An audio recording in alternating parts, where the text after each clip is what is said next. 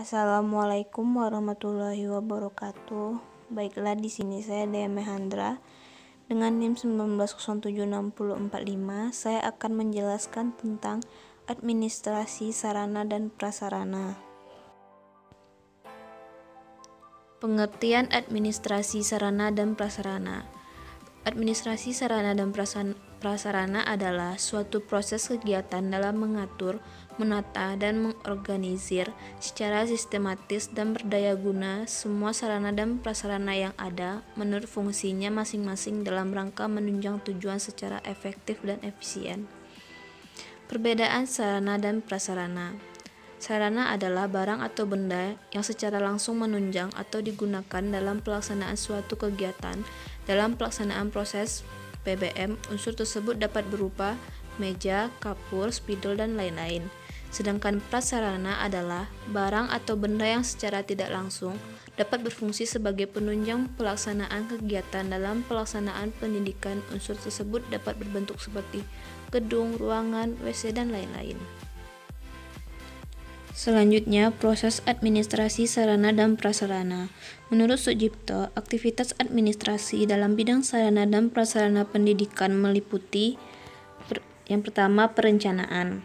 Perencanaan sarana dan prasarana pendidikan merupakan suatu proses analisis dan penetapan kebutuhan yang diperlukan dalam proses pembelajaran sehingga muncullah istilah kebutuhan yang diperlukan atau primer dan kebutuhan yang menunjang.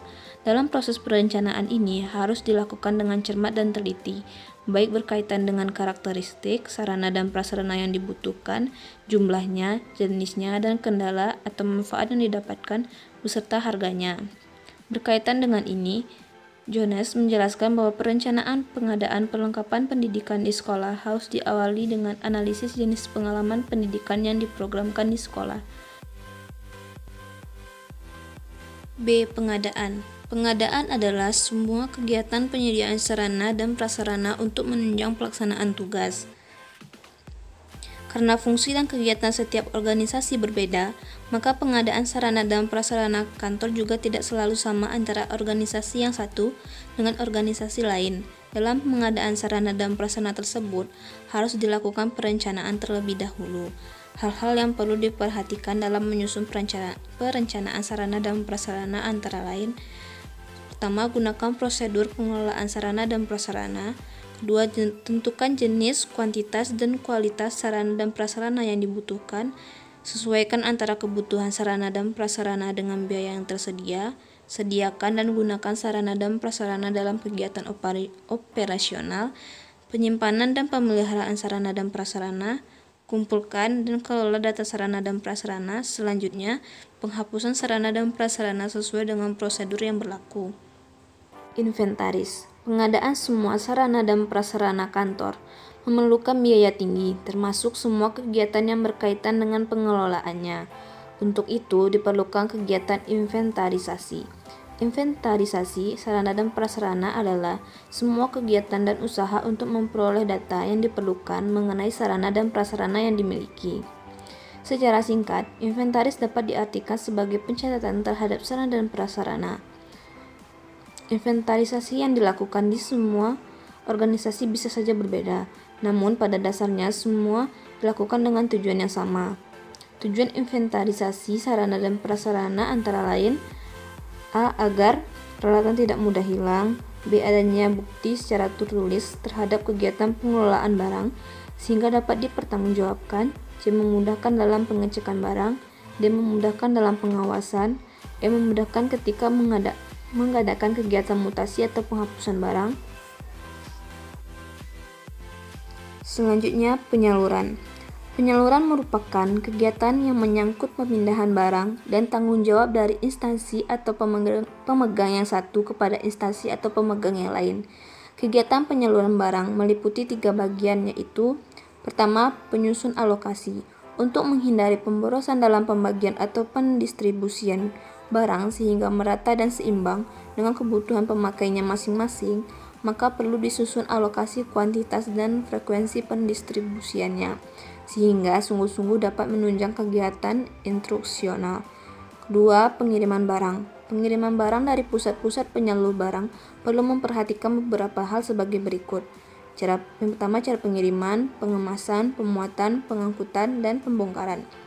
Ketiga, penyerahan barang. Dalam penyerahan barang, hendaklah tidak dilupakan untuk mengisi daftar penyerahan barang, surat pengantar, faktur, tanda terima penyerahan barang, biaya pengiriman, dan sebagainya. Pemanfaatan dan pemeliharaan. Pemeliharaan adalah kegiatan terus-menerus untuk mengusahakan agar barang atau bahan tetap dalam kegiatan baik atau siap untuk dipakai.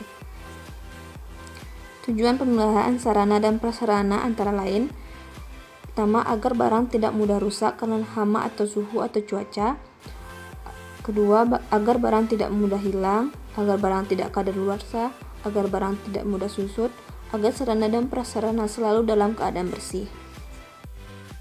Selanjutnya, penghapusan. Penghapusan merupakan suatu proses kegiatan yang bertujuan untuk mengeluarkan atau menghilangkan barang-barang milik negara dari daftar inventaris negara berdasarkan peraturan perundang-undangan yang berlaku.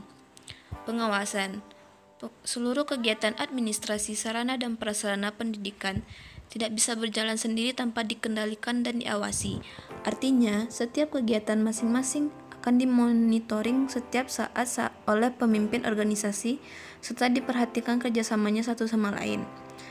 Pengawasan bukan merupakan suatu pengaturan yang kaku dan akan membatasi ruang gerak masing-masing fungsi pengelolaan, tetapi merupakan koordinasi serta akselerasi bagi seluruh fungsi pengelolaan administrasi, sehingga pemborosan waktu dan tenaga dan biaya dapat dihindarkan. Selanjutnya, peran guru dalam administrasi sarana dan prasarana. Kebijakan pemerintah tentang pengelolaan sarana dan prasarana sekolah tertuang di dalam Undang-Undang Nomor 20 Tahun 2003 tentang Sidiknas Pasal 45 Ayat 1, yaitu setiap satuan pendidikan formal dan non-formal menyediakan sarana dan prasarana yang memenuhi keperluan pendidik sesuai dengan pertumbuhan dan perkembangan potensi fisik, kecerdasan intelektual, sosial, emosional, dan kejiwaan peserta didik. Adapun peran guru dalam administrasi sarana dan prasarana sekolah yaitu: pertama, terlibat dalam perencanaan pengadaan alat bantu pengajaran. Kedua, terlibat dalam pemanfaatan dan pemeliharaan alat bantu pengajaran yang digunakan guru. Yang ketiga, pengawasan dalam penggunaan alat praktek oleh siswa. Baiklah, hanya itu yang bisa saya sampaikan. Jikalau ada kata-kata saya yang salah, saya mohon maaf. Wabillahi taufiq wal hidayah. Assalamualaikum warahmatullahi wabarakatuh.